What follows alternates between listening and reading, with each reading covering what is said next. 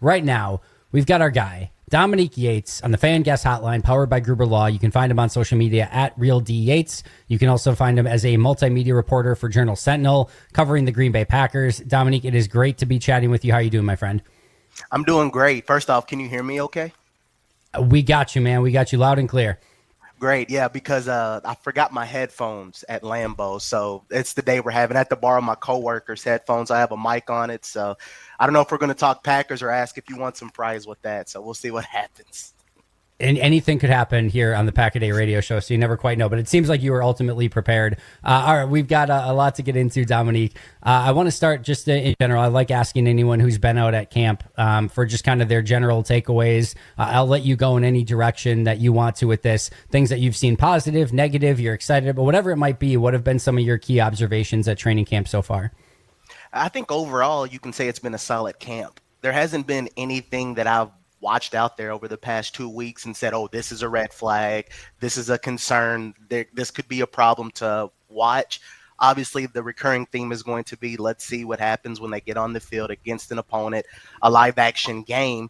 But they're doing everything right. I mean, you watch Jordan Love out there. It looks like he's moving around well. He's had some nice throws. It seems like the offense at times have been able to get some of those explosive plays, and some guys have done some pretty consistent things. In my opinion, I would say the defense has been ahead of the offense. I think that group has been very explosive, and there's been a lot of guys that it looks like, okay, that next step, whether it is an Edgerrin Cooper or whomever it may be, is like, okay, next step, watch out and see what they're capable of doing. So I think right now when you look at this team, they should feel good overall for the most part about where they're at. The next step is going to be what happens when they play against some of these opponents. But for the most part, they could be a little bit more consistent, but I think that it's been an overall solid camp. I want to talk about that consistency in just a moment, but I thought, Daniel Jeremiah appropriately tweeted out this a few days ago on August 4th. He said, quote, preseason PSA. Just about every defense is ahead of every offense at this point in training camp. It is the theme throughout the league. So if anyone's panicked that the offense is maybe not clicking the way that they want, or if anyone is insanely excited that the defense looks, well, this is very normal at this point of year where the defenses are just a little bit ahead of the offenses as the offenses try to find their rhythm and timing. And usually by the time end of camp comes around, you're seeing the offenses have a lot more success against these defenses. We'll see if that's the case. In the meantime, we've heard Matt LaFleur, Dominique, talk about wanting a little bit more consistency. I think part of that is just coach speak, right? Every coach wants a little bit more consistency, but you can also kind of tell that he is looking for, them kind of to stack that success at practice day in and day out, have that, what Brian Gutekunst wanted, that urgency in every single practice. I thought we saw it early on, but I think you can tell that Matt just wants a little bit more of it here at this stage of training camp. No question about it. And it's hard sometimes to really, in my opinion, in practice, have that level of consistency, because it's almost like a guessing game. Sometimes I'm watching different matchups. Like I'm watching Lucas Van Ness go up against Jordan Morgan. And some people might watch how Lucas Van Ness is playing and say, oh, wow, here's his time. He's about to start playing and making some things happen. But then it's like, okay, it's practice. Jordan Morgan hasn't played a lot of left tackle. Who knows if both guys are going full speed or not. So it's really hard to gauge, you could say, how someone's performing. But even when you look at the offense, just yesterday, for example, maybe the start of practice wasn't clean, but then at the end, when they got into the red zone, when they got into some of those situational things, they were scoring, everything was crisp. And so they've done some, like I said, overall really solid things. So I get what he's saying when he talks about that consistency, but again, sometimes it's practice, who knows? It is. It's really hard to have, you can say, a consistent flying around type of practice when you don't even want guys to tackle and get them on the ground. A guy like Tucker Kraft can't stiff arm, and that's when it's like his bread and butter. So there's so many little things that you're not seeing right now that you will see in a game. So I think it's a little difficult to say, oh, I want them consistent, but you can't play like you would normally play in a game. Yesterday was the first day, and it wasn't like a bad or non-energetic practice or anything like that, but yesterday was the first day where it really felt like these guys need a different opponent across from them. Like they've gone against the same matchups day in and day out, and kudos to guys like Carrington Valentine and Romeo Dobbs who are competing their butts off in those one-on-ones, and same thing with Nixon and Golden. Like some of those have been really intense, and you can see it that they're still fired up about going against each other and things like that. But I think that going against a new opponent on Saturday in New York and then having a joint practice next week with Indy and another preseason, like I think they're going to be very, very, very excited to see something other than green and gold across from them and just kind of start changing up the sort of intensity of practices and in certainly in the preseason games a little bit. We're being joined by Dominique Yates. You can find him on social media at Real D Yates, multimedia reporter for the Journal Sentinel, of course, covering your Green Bay Packers. We talked a little bit at the start about Matthew Golden, his start.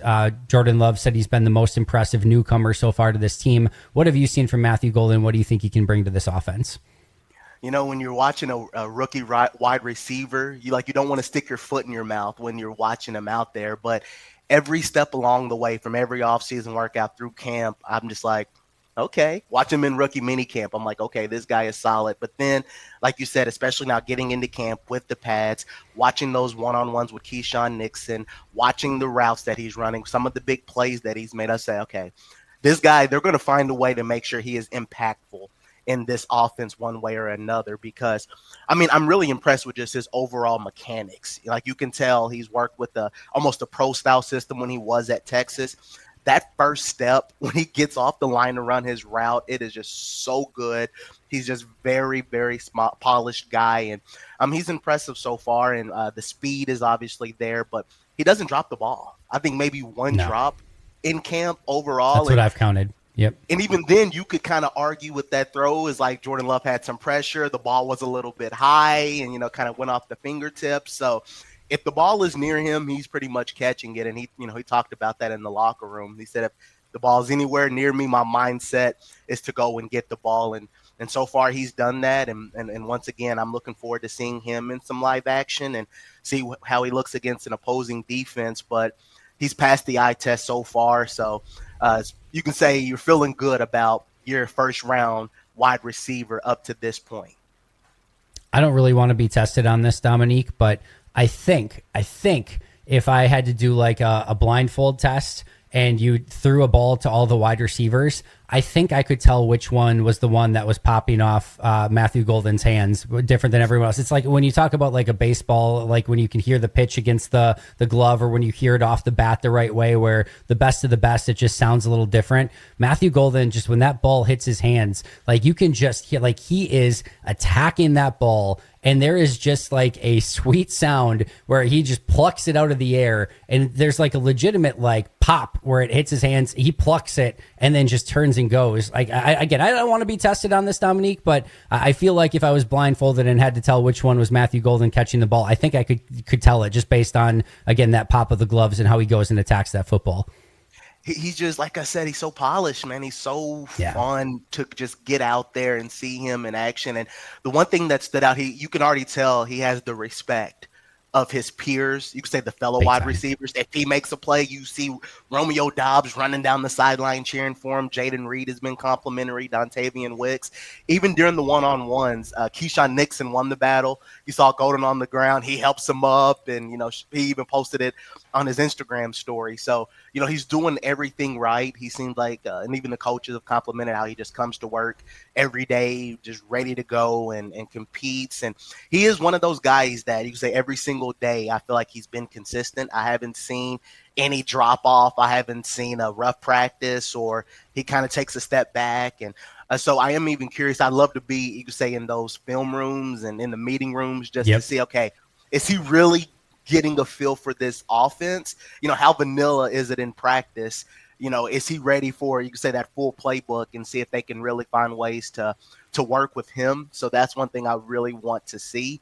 But again, he's passing every test so far with flying colors. We're about to find out in about a month what he can do against the Detroit Lions secondary, and I cannot wait to see just some of hopefully the explosive plays that he's able to make when it comes into real action. There's another rookie, though, at wide receiver, Seavon Williams, who it feels like is getting more and more ingrained in this offense. And I don't think we've come close to seeing Seavon Williams at the peak of his powers, and I think some of the playmaking ability that he is capable of. But we are seeing a little bit more jet sweeps, end arounds, reverses to Seavon Williams. We're starting to see him get a little bit more time with the ones. He had a really nice catch along the sideline the other day where he also went up and plucked the ball out of the air. It just does seem he's starting to get a little bit more confidence, and they're trying to utilize him a little bit more on the offense.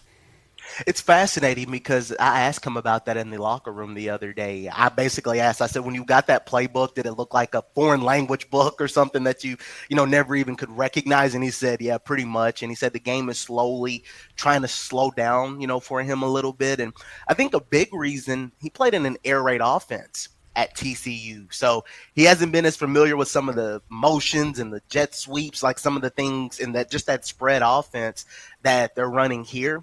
But you mentioned that jet sweep he ran a few days ago. Just the way he catches the ball, goes around that corner, and turns into that next gear. It is a sight to behold. So it's going to be fun to watch him continually get a grasp of the offense. But man, you can't coach speed like that. So they got to find a way to get him the ball in space. And I would like to see him, if he's more comfortable, if he can handle the physicality and being tackled. I mean, I would love to see him be kind of one of those jet sweep guys, so you don't have to worry about Jaden Reed doing it as much, or even Christian Watson when he gets back and healthy. I would like to see, what Seavon can do if he gets the ball in space. Don't have to put pressure on him as a rookie, but if he, can continually figure this thing out, you got to find a way to get him the ball, because even as camp has progressed, he's getting more involved and active, which maybe that tells me he's getting a feel for it. Maybe it could be, Yep. Because some of these other receivers, Wicks has missed some time here and there through injury, but if he's stepping up to the table and he's making some things happen, man, get him the ball, because man, he is fast and athletic. I'm right there with you. There's no tape study that I did this offseason that I enjoyed more than going back and watching Seavon Williams throughout his college career. Some of the plays that he made were second to none. He's a phenomenal football player and athlete, and if they can unlock that, they're going to have a real weapon within this offense. Also had to play as a gunner in special teams the other day, where he just immediately won and was on top of the punt returner immediately. So that could be a potential fun option for him as well. Again, we're being joined by Dominique Yates. You can follow him on social media at Real D Yates, and again, multimedia reporter for Journal Sentinel. We just saw Corey Ballantyne get picked back up. Former Green Bay Packers, had a little bit of starting experience in Green Bay. They pick him back up. They release Gregory Jr. And we've already seen Corey Ballantyne kind of get re-ingrained in this defense. Had a punch out on McCole Hardman yesterday. I think he had a pass breakup the day before with the three. So he's working his way back, and is shown that he kind of is picking up where he left off, where he was with Green Bay even just a season ago. It's one of those things, you can never have enough corners. The depth is so crucial, and you see bringing him in now, especially with Nate Hobbs, having the minor procedure on his knee, having that cleanup. So, you might get him week one. Who knows? We'll have to wait and see how that plays out. But it does help to have a guy with some of that experience that's been within the Packers, and he's had some good moments. 2023, he was a really big piece of the defense, was able to get some snaps and did some good things. 2024, it was more special teams, but you need that depth, especially because not only with Hobbs being out right now, you feel good with Keyshawn Nixon and Carrington Valentine. Valentine has had a really good camp, but then after that, where's that depth at? Bo Melton has never played corner. Kamal Hadden has had some injury issues. They're trying to figure out, what to do with some of these guys. Micah Robinson has never played in an NFL game. So it's going to be crucial for them to try to build some of that depth. But at least there's a good starting point that you have a guy that's like, okay, he's familiar with this system. He's had, some moments here and there at corner where he's played for the Packers. So, it was big to kind of add him to the mix. And even talking with him, he seems like he's in a good headspace. He talked about, his mindset and how I can only imagine what the journey could be like to be in the league for 5 years. And you've already been with 7 different teams, whether on the roster or practice squad. So he seems like he's, ready to roll and contribute to the team. He wants to be, a guy that can add some good depth and just kind of contribute to this defense. So at least the depth, more than anything, is going to be crucial for the Packers at corner.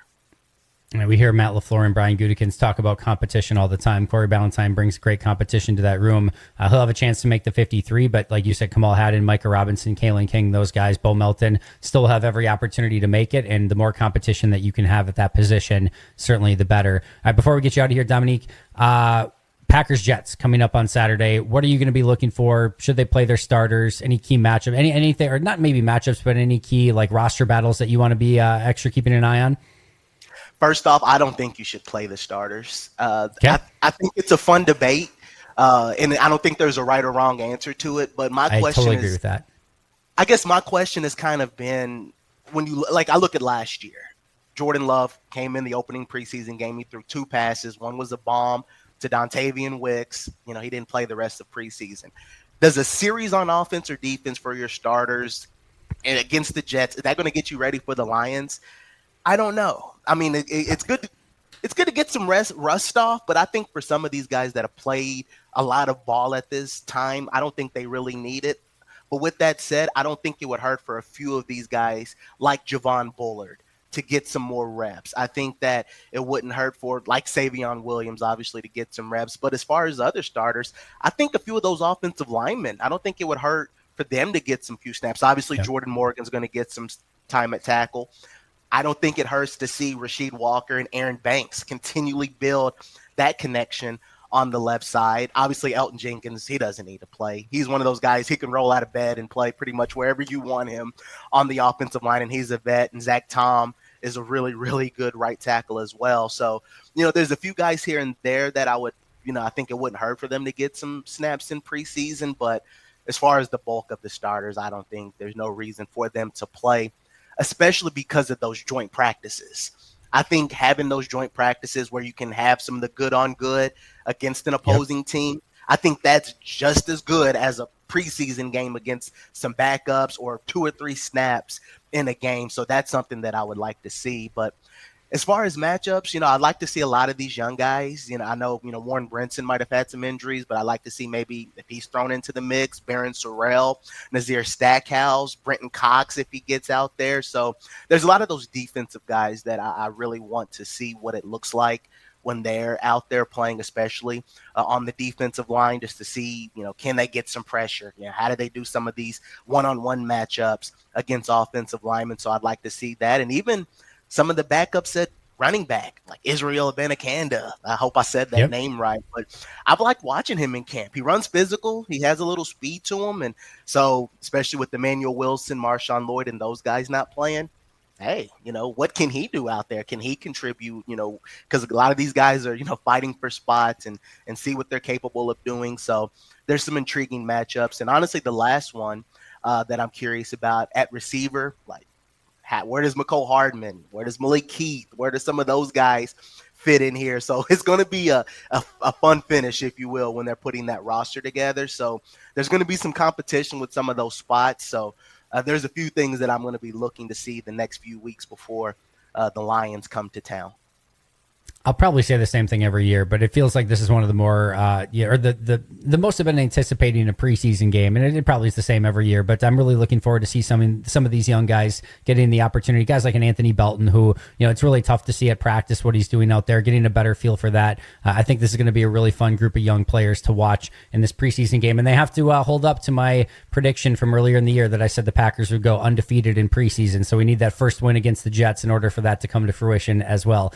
Dominique, I cannot thank you enough for coming on and joining us today. Where can we find all of your incredible work? Yeah, so everything is on, you know, Journal Sentinel. You can go to Packers News as well. You can say the Gannett family. So we have all of our work posted there, like on social media, on Twitter at Real D Yates or X. I don't know, whatever you want to call it. You can find me there. I'm just all over the place trying to post updates and, you know, running the sidelines with you guys. But yeah, you can find me there on social media. Don't say anything bad. No, I'm just kidding. You know, there'll be trolls on there. But yeah, try not to be too hard on me out there on social media. It's good advice for everyone. Appreciate you coming on. Looking forward to seeing you out at practice today. You do an unbelievable job covering the team, and I will definitely do this again soon in the near future. Thank you, my friend. It's always a pleasure. I really appreciate it. Right back at you. All right, that is Dominique Yates. Again, follow him on social media at Real D Yates. Appreciate him joining us on the Fan Guest Hotline powered by Gruber Law. One call, that's all. This is the Pack-A-Day Radio Show. We'll be right back with more right after this.